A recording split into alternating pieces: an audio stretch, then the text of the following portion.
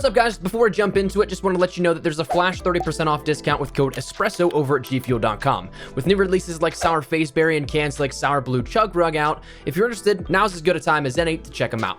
Links in the description below, but anyways, let's get back to the content at hand. Some weapon balancing has come and gone for Season 4's mid-season updates, and with that, some weapons got hit harder than others, but there was a shakeup in the meta, no doubt. So having put in a ton of time already since the update itself, gotten my hands on with some of the weapons that have been tuned, some of the weapons that may have moved up in the rankings as a result of other weapons being adjusted. I want to present to you my top 5 loadouts here for Warzone so that you can jump in and absolutely dominate. Some of these weapons may still be meta, some of them not so much, so we'll break down what you should use and why, and hopefully get you on your way to getting some more wins in Warzone. That said, as we go along, let me know your thoughts down below. What is your favorite weapon and or loadout in Warzone as of right now? And would you like to see another weapon tuning pass of some kind? And if so, what would you adjust? Also, if you enjoy Warzone and want to stay up to date with all things relating to Warzone and Modern Warfare on a daily basis, do be sure to hit the subscribe button. But that said, let's jump into it. Now, I'm gonna be totally honest with you. The Grau and the MP5 were, of course, those two main meta weapons. The MP5 is still incredibly good and, of course, still a very versatile and dependable weapon. But as for the Grau, I actually, while it is still a great weapon, even post-patch, I think that I prefer the Kilo over the Grau as of late. So I'm gonna start out with my Kilo class here, my aggressive play Kilo, overkilled with the MP5. To me, this is a weapon that is steady and reliable in both of those aspects. The Kilo, for mid-range and long-range, if you kit it out properly, you can absolutely beam with no recoil. To the extent the Grau had pre-patch, not so much, but honestly pretty close. Same thing goes then with the MP5. Both of these are sturdy, reliable weapons that can get you out of almost any situation for playing close, medium, and long ranges. For the Kilo, I end up running the monolithic suppressor, the Syngard Arms 19.8-inch Prowler barrel, the TAC laser for a little bit more added ADS speed, the VLK 3x optic to get a little bit more pinpoint precise accuracy, but also for the unlisted recoil control that it affords, and then the 50 to 60 round mags. Truth be told, I have been using the 50 round mags because it's the magazine that goes with the blueprint that I was using, and I really enjoy that camo pattern. But as we've discussed about here on the channel beforehand, 50 to 60 round mags is literally only a 2-frame difference in your ADS speed, so you lose out on practically nothing using the 60 rounds, and also get you 10 more shots to work with. For the MP5, I end up running the monolithic integral suppressor, TAC laser, Merc foregrip, 45 round mags, and a stippled grip tape. We've talked about that here many a times on the channel, and to me, this is the best setup you could ever have for the MP5. Hipfire is ridiculous, ADS speed is ridiculous, 45 rounds in Warzone for an SMG is fantastic, and of course the monolithic integral suppressor giving you the benefits of the monolithic muzzle and then some. For perks, we end up running EOD, Overkill, and Tracker and or Amped. Depends on how I'm feeling that day. I really don't have a problem with the base weapon swapping speed, switching from my primary to my secondary, but at the same time, Amped always does help in that regard. Tracker, though, is really nice if you're really going into some close quarter situations and you may not know which way that enemy went, right or left, because you'll be able to see those footsteps and actually see which way they went. So definitely nice to have, but EOD I think is an absolute must. This is my rushing class along with the Grau loadout that we'll talk about here in a second, and a couple other weapons. EOD though will absolutely be a lifesaver if you're pushing and playing aggressive, because chances are you're going to run into players with explosives, whether that be C4, maybe a Claymore, or a bouncing Betty of some kind, but it's going to make sure that you don't take as much damage and you're not going to get one-hit C4'd. That is beautiful and something that is a huge help in almost every engagement. So make sure that you have that if you're playing an aggressive and rushing playstyle. And then for equipment, I end up running C4 and a heartbeat sensor, though truth be told, if I'm really feeling it, I'll actually throw on stuns in place of a heartbeat sensor because stuns in Warzone are ridiculously OP. I don't know if you saw the gameplay the other day where we just went Cali 6 only to be able to pull off double-digit kills with just the melee, primarily because stuns incapacitated the enemy so much. It's kind of unfair, but that's been my favorite and go-to loadout as of lately. Then we'll talk about the Grau though, because that again is, even though I may have stepped away from it in preparation for it to be shifted outside of the meta, it's still the meta. It's still a weapon that is going to be incredible. So for this, basically copy and paste the secondary of the MP5, the perks, and the equipments, but with the attachments on the Grau of the monolithic suppressor, the Archangel barrel, the Commando foregrip, the 50 or 60 round magazines, and then the Cronin Sniper Elite grip. And that to me is probably one of the best still out of the entire bunch. The Kilo, while it doesn't have as much vertical recoil, is something that has a little bit more left and right horizontal. And so for players that don't really like to, or maybe even know how to correct for that horizontal horizontal as well as just pulling down on your stick slightly, the Grau is still definitely a go-to, but it's still absolutely that jack of all trades weapon and is one that you can pick up and just run through enemies with if you want to.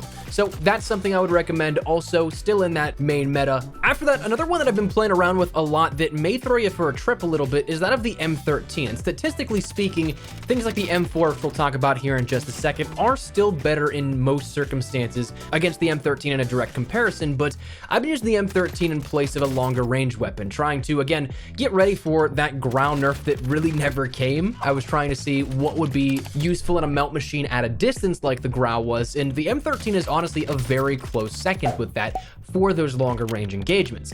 Also, whenever you partner it up with the MP5, that covers your close and medium distances as well. So for the M13, I end up running the monolithic suppressor, the Tempest marksman barrel, the tac laser, the VLK 3x optic, again for that pinpoint precise accuracy, but also the unlisted recoil mitigation, and then the 60 round mags, because a lot of times your aim will still bounce around here with it, especially at longer ranges. You will definitely notice that it takes a little bit of control and a little bit of getting used to the weapon for, but you may need to use those 60 rounds. For the MP5, again, copy and paste that monolithic integral suppressor, tac laser, Merc foregrip, 45 round mags, and a stippled grip tape with the perks of EOD, overkill, and amped, again because we're playing it a little bit more aggressive as opposed to where we'll talk about the sniper class here, the next one. Following up then and closing out this class setup with our equipment of the C4 and the heartbeat sensor. Now, talking about that M4 class and that dual HDR, this is one that I take a little bit of a step back. I've tried to, as of lately, challenge myself to play more aggressive, to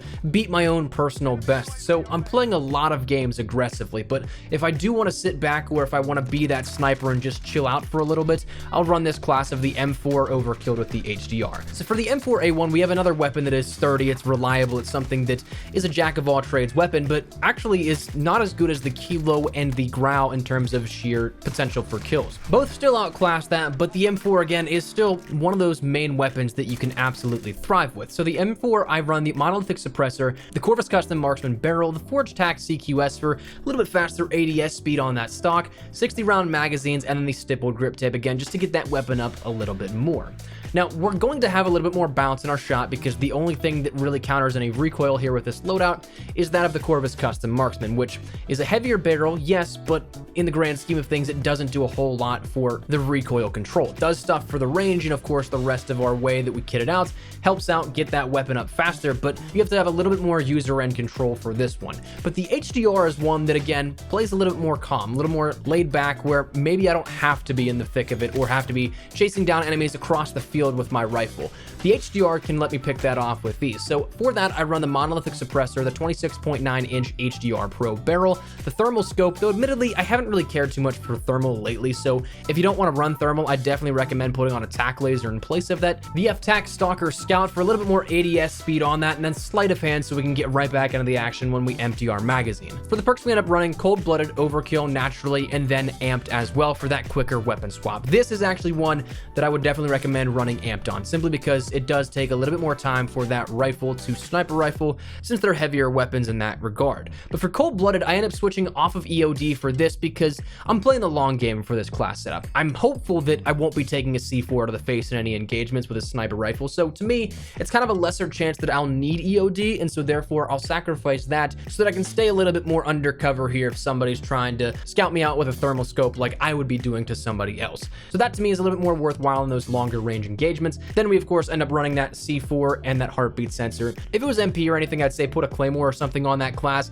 something that allows you to hold down an area, but realistically in Warzone, you're gonna be moving so much that I wouldn't recommend using Claymore. I just think it's kind of a waste of a piece of equipment at that point. But the final class is probably one that will throw you for a big trip here, because these are two weapons that were both adjusted within the most recent updates, and for the better. Both ended up being rebuffed with the stopping power rounds, if you can find those in game, but ultimately it's really not all that much of a difference in 99% of your engagements.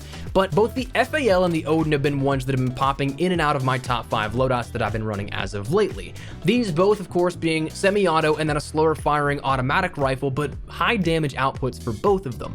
Obviously, I won't run both of these in the same loadout, but I've been running, probably tied for my 5th loadout, the FAL with the MP5 or the Oden and the MP5. Playing a little bit more aggressive, but also having that higher damage outputs on whatever weapon I want here with this. So for the FAL, I end up running the monolithic suppressor, the XRK marksman for that longer distance and longer range, the tac laser for a little bit more of an ADS speed bonus there, the GI mini reflex or the VLK optic for a little bit more pinpoint precision, and then the 30 round mags to give us a little bit more than that default 20, because 20 realistically is not a lot in the grand scheme of things with Warzone. For the Oden, I would highly recommend using the Black Asp variant if you ended up playing last season, because the iron sights are a pinpoint. They are something that is way more accurate than that of what you see with the standard base variant of the Oden, and it also lets you sacrifice the need for an optic and use an attachment elsewhere, to which that I end up running the Colossus suppressor, the Oden factory 810mm barrel, the FTAC XL Elite stock for a little bit more ADS speed, the 30 round mags again because 20 rounds is not enough in Warzone, and the stippled grip tape. Now both of these are going to pack a punch, but they're going to probably require you to play a little bit more slowly. Play these for medium to longer range, but then use that MP5 to end up going in and clearing out buildings and playing a little more aggressive on that front. For the perks, you probably guessed it, EOD, Overkill, and then Tracker and or Amp, depending on what you want here at that, and then C4 and the heartbeat sensor as your equipment. But overall, that is my top 5 loadouts here as of lately that have absolutely been shredding with, and I really think you can too. Again, a couple of ones that may have surprised you here in this, but absolutely are phenomenal, and I would highly recommend. So check these out, let me know how you do with them, but that's where we're gonna wrap it up. So hopefully you enjoyed the video. If you did, make sure to drop a like down below, and of course, if you are new to the channel, make sure you guys subscribe so you don't miss a single thing regarding all things Modern Warfare, updates, news, information, tips, tricks, all that good stuff. We got you covered here on the channel, so if any of that interests you, hit the subscribe button so you don't miss a single thing. If you guys also want to follow me over on Twitter and Instagram, those are the best places to get connected outside of YouTube. I live on both those. So if you guys want to strike up a conversation, ask me a question, whatever it may be, that link is down there in the description below. That said, thanks so much for watching. My name's been Espresso. I'll see you guys later. Take care and peace.